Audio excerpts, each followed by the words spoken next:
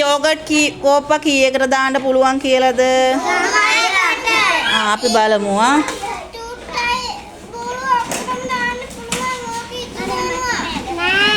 පුතේ ඕකේ යෝගට් කෝප්පද?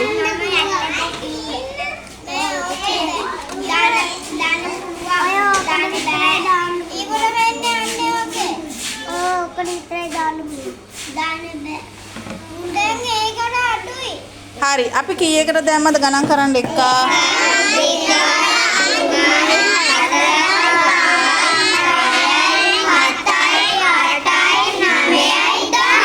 කීයකට දැම්මේ 10කට අපි දැන් මේක ඇල්ලුවොතින් මොකද වෙන්නේ කියලා පුතාලා දන්නවා වැටෙනවා ආයෙනම් අයින් වෙන්නකො චුට්ටක් එතකොට මේක 10කට දැම්මනම් මේක කීයකට දාන්න පුළුවන් වෙයිද? 20කට. දැන් ඇයි ඔයාලට හිතන්න බැරි? මේ අහන්න. මේ භාජන දෙකම එක සමානයි නේද?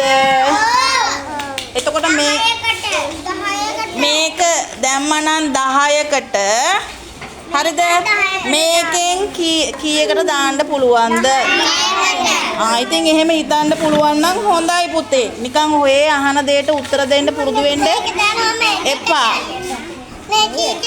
ඔව්.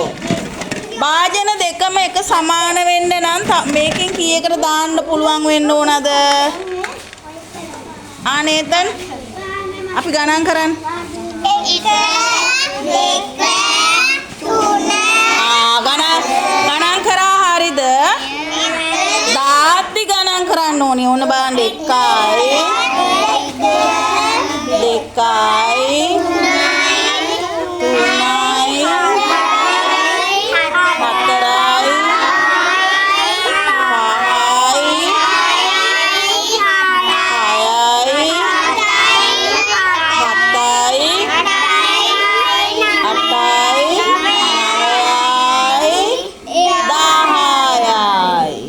දැන් මොකද උනේ? 10ක් ඉතුරු වුණා. 10කට දැම්මා. කල්පනා කරලා උත්තර දෙන්න ඕන. මේකෙනුත් 10 ඔක ඇල්ලුවොත් වැටෙනවා සුදු මේකෙනුත් 10ක් දැම්මා. මේ භාජනයේත් 10කට දැම්මා. දැන් ඔයාලා මොනවද ඔයාලට හිතෙන්නේ? දැන් මොනවද හිතෙන්නේ? දෙකම එහෙනම් මේ මොනවාද දැන් පුතාලට හිතෙන්නේ කියන්නකෝ. එක සමානයි. භාජන දෙකම එක සමානයි. ඇයි මේ භාජන දෙකම එක සමානයි කියන්නේ? වතුර 10ක් මේකෙනුත් 10කට දැම්මා. මේකෙනුත් 10කට දැම්මා. එතකොට ඔයාලා දන්නවා භාජන දෙකම එක සමානයි කියලා.